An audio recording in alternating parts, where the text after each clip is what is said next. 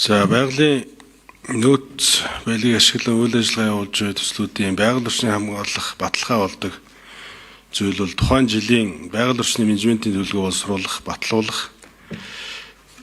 хэрэгжүүлэх дүгнэх харилцааг байгаль орчинд нөлөөлөх байдлын үнэлгээний тухай хуулийн 9-4-т бол заасан журмаар зохицуулж байдаг.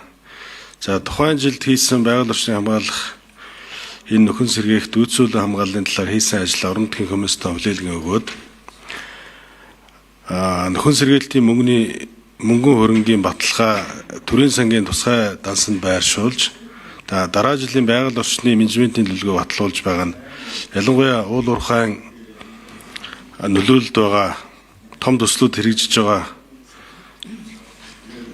иргэдийн нийгэм эрүүл мэндийг хамгаалахад бол чухал баталгаа болж өгдөгөө. Тэгээд энэ 9-4-т заасан энэ журмыг энэ хэвээр нь байлгана үстэй гэсэн асуулт байна. Одоо байгаагаар нь. Уянгаа гişүү хариулъя. 9-4 гэдэг журман дээр нэг зүйл орж ирж байгаа.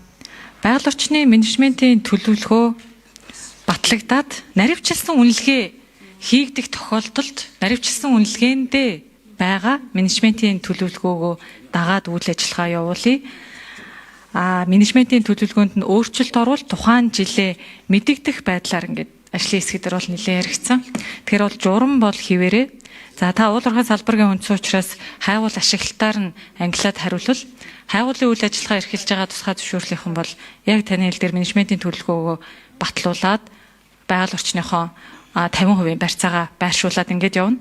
Харин наривчлсан үнэлгээ хийгдсэн газрууд бол тухайн наривчлсан үнэлгээндээ 5 жилээр хийчихсэн байгаа менежментийнхаа төлөвлөгөөний дагуу жилийнхаа барьцааг байршуулад ингээд явхаар наривчлсан үнэлгээ батлагдсан бол ингийн гэдэг нэг жаахан тийм аж ахуй нэгжүүдийг чөлөөлөх байдлаар ажлын хэсгээр ярилцаж байгаад 9-4-ийн журмын агуулга арай өөрчлөгдсөн. Тэр нь бол зөвхөн наривчлсан үнэлгээ хийгдсэн төслүүд дээр дахин тэр дотор нь угаасаа орчихсон байдаг 5 жилийн төлөвлөгөөгөө тус нь дахин нэг баримт бичиг болгон батлуулахгүйгээр нэг 5 жилээр батлуулсныгаа дагаа явчихнаа.